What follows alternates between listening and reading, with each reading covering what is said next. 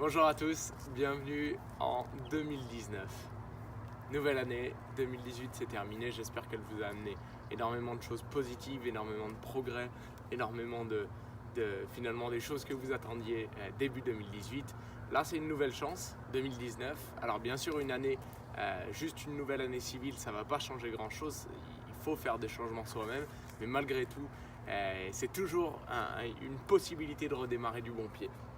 Donc bien sûr mes vœux pour 2019, ils sont simples, hein. C'est déjà d'avoir la santé, l'amour, le succès, d'avoir des joies, d'avoir des expériences, des aventures, des passions et vraiment de faire sa vie en fonction de tout ça, et de faire sa vie et d'articuler sa vie autour de tout ça. Mais vraiment je veux revenir sur le premier point qui est déjà la santé.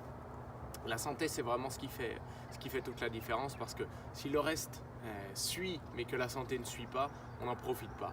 Combien de personnes, que ce soit des milliardaires, des millionnaires ou des personnes qui ont du succès, de la reconnaissance, de la célébrité, échangeraient toute leur célébrité pour avoir la santé si elles sont malades. Comme dit le Dalai Lama, c'est exactement, la plupart des gens démarrent leur vie en mettant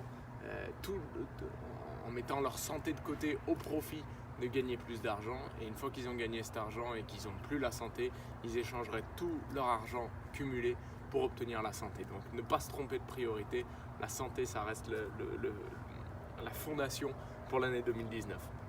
Et vraiment ce côté de vivre une vie pleine, vivez une vie pleine avec et accepter. Ça c'est peut-être une recommandation pour tout le monde et pour moi-même en premier, c'est accepter aussi que la partie négative fait partie de la vie en général. On a souvent tendance à penser que la vie devrait être que des bons côtés, que du bon, alors qu'en réalité ça fait partie de tout. Et il y a une citation que j'aimais bien, c'est sur un piano, il ne faut pas oublier que même les touches noires, elles font de la musique. Et dans la vie en général, c'est la même chose. Et il y avait trois aspects particuliers peut-être que sur lesquels je voulais revenir et rentrer plus en profondeur par rapport à cette nouvelle année de 2019 et par rapport à mes recommandations personnelles. La première chose vraiment que je souhaite à tout le monde, c'est de la discipline. La discipline pas au sens militaire du terme, mais vraiment de la discipline par rapport à ce qu'on s'est fixé soi-même. Et vraiment, on a beaucoup de personnes qui vont insister sur le mot résolution. J'insisterai plutôt sur le mot discipline.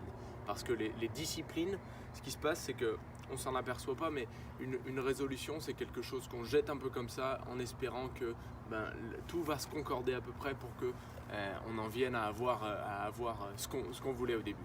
La différence entre des résolutions et des disciplines, c'est que les disciplines, c'est quelque chose qu'on va s'obliger au quotidien.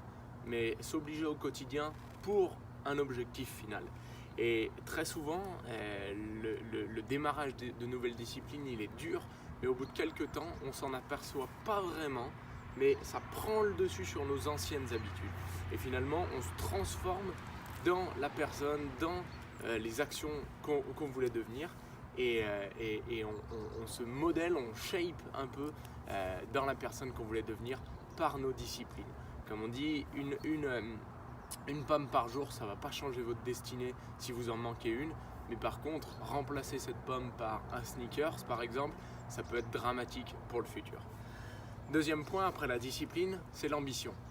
L'ambition, dans tous les sens du terme, pas juste l'ambition professionnelle, pas juste l'ambition de travail, pas juste l'ambition d'argent. Bien sûr, il en faut, mais de l'ambition dans tous les aspects de la vie. Soyez ambitieux dans vos résolutions, dans vos disciplines plutôt. Parce que cette ambition-là, vous savez, très souvent on se fixe des objectifs pour ne pas être déçu qui sont trop petits. Le problème c'est que ça ne crée pas de nouveaux problèmes. Et quand je dis que ça ne crée pas de nouveaux problèmes, ce que ça fait, c'est que quand tu n'as pas de nouveaux problèmes, tu réfléchis avec la même philosophie, avec la même pensée, avec les mêmes actions, avec les mêmes disciplines actuelles pour un nouveau problème. En étant ambitieux, on va se fixer un objectif beaucoup plus grand, beaucoup plus déterminé, et donc ça va créer une nouvelle réflexion, des nouvelles philosophies, et donc amener des nouvelles actions et des nouvelles disciplines qui nous amèneront vers cet objectif-là. Et être ambitieux dans les relations qu'on a, dans la relation qu'on a avec sa femme ou son mari, avec ses enfants, avec ses partenaires de travail, avec ses amis, avec les personnes de sa famille.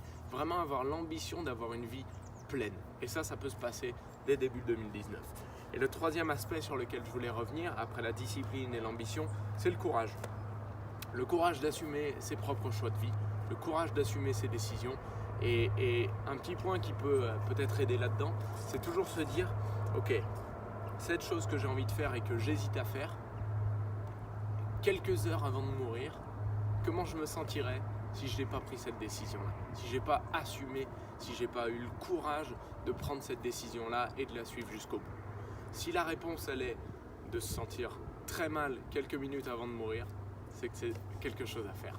Donc on va pas finir là-dessus, mais vraiment je vous souhaite une belle année, une année pleine de santé, une année pleine de joie, une année pleine de bonheur, pleine d'expériences, pleine d'aventures, pleine de passion, pleine de santé encore une fois, et qu'elle remplisse toutes les choses que vous êtes fixées. À très vite et on se voit sur les prochaines vidéos.